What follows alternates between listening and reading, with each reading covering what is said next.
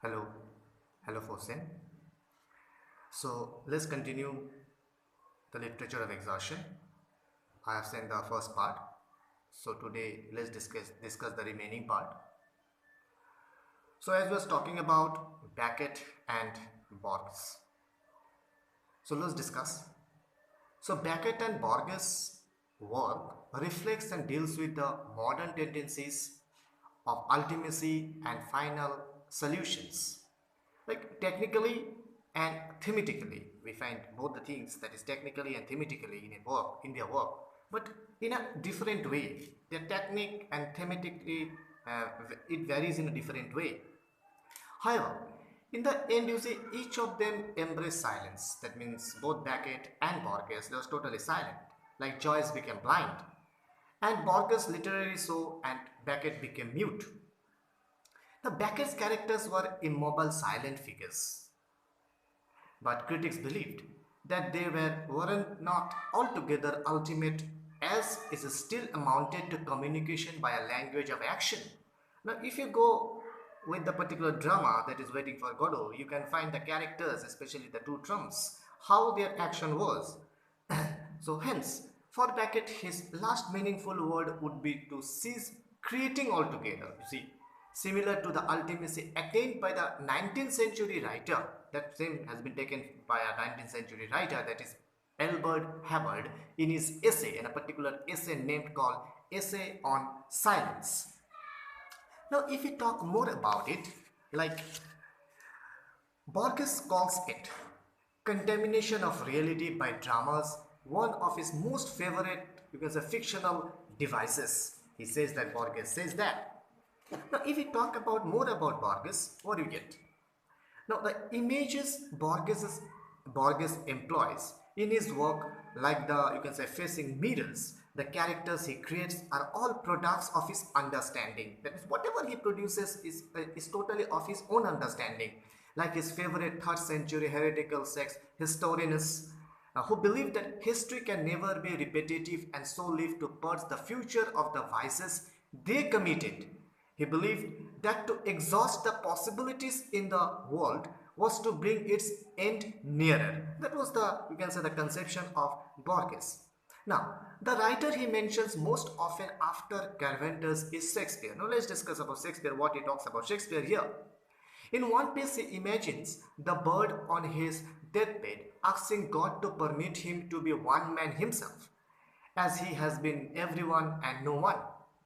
God replies that he is no one either. He has dreamt of the world like Shakespeare and also created Shakespeare.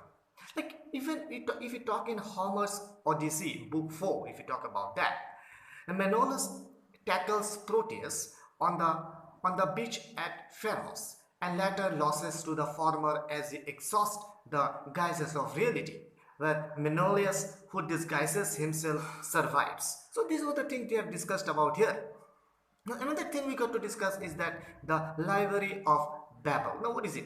The Library of Babel is a particularly important image for the literature of exhaustion, as it contains all possible combination. Here this particular work all contains all possible combination of alphabetical characters and spaces.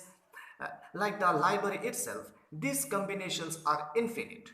Now, his most favorite image is the labyrinth. That is, his labyrinth is the name of his translated volume, and the English translation of the volume is named Borges the Labyrinth Maker, and it has been written by you can say Anne Maria. It has been written by Anne Maria.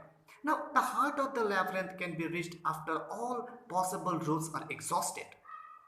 There, the mind of Menelda waits with two ultimate possibilities, that is, defeat and death, or victory and freedom. Viewed in this light, Theseus exemplifies a positive artistic morality. Menelaus is forced to cling to his guises, for he is lost. The old man of the sea confronts and exhausts reality's guise to get direction from him when Proteus returns to his true self. Let's tell the story in a simple manner. Its objective is salvation, similar to the historian's aim of doing away with history, so that Jesus returns soon.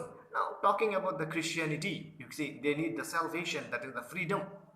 Or Shakespeare's heroic attempt does not remain as a mere visible manifestation of God, but it elevated a divine status, it elevated a divine, a particular like godless status.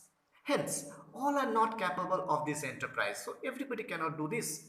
The commoner, the liberal democrat are bound to lose their way and their souls.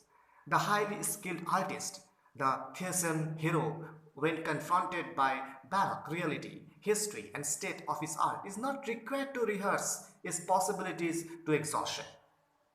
He merely needs to know of their existence, to acknowledge them, and to go straight through the labyrinth to the accomplishment of his work with the help of his extraordinary gift. Now, this has all been said about Barthes, and especially about Beckett, especially about the Cervantes, especially about James Joyce, that what type of writer they are. And here explained in a very such way that what does literature of exhaustion means. That means the present writer should know about it, that what is the height of literature and where the people are reaching, or whether they are reaching to their evening of their career or not. That has been all discussed in this particular essay, that is the literature of exhaustion. So Beckett has finally defined and especially talked about his favorite writer.